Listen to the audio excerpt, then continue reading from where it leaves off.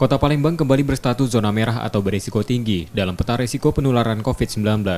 Dinas Kesehatan Kota Palembang menyebut perubahan zona tersebut dipicu sejumlah indikator, antara lain peningkatan kasus positif yang signifikan. Hingga 10 Desember 2020, total kasus positif di Kota Palembang mencapai 4.521 kasus, dengan rata-rata kasus harian mencapai sekitar 40 kasus. Indikator lain adanya peningkatan kasus orang yang meninggal karena COVID-19 yang mencapai 251% meninggal dunia. Namun Dinas Kesehatan mengklaim tingkat keterisian rumah sakit masih aman, berkisar 70% dari total kapasitas hunian.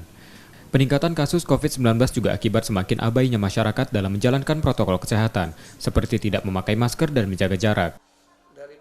Pengawasan kepatuhan masyarakat terhadap Perwali nomor 27 tahun 2020 tentang adaptasi kebiasaan baru pada masa pandemi COVID itu kita minta supaya dimaksimalkan lagi ya. Karena kita lihat juga di beberapa tempat masyarakat sepertinya sudah abai terhadap protokol kesehatan, terutama terhadap pemakaian masker. Dalam beberapa pekan terakhir, penindakan pelanggar protokol kesehatan cenderung mengendur. Untuk mengurangi penyebaran virus corona, perlu pengawasan ketat dari petugas terkait dan kesadaran warga untuk menerapkan protokol kesehatan. Rizky Nurmizan, Kompas TV, Palembang.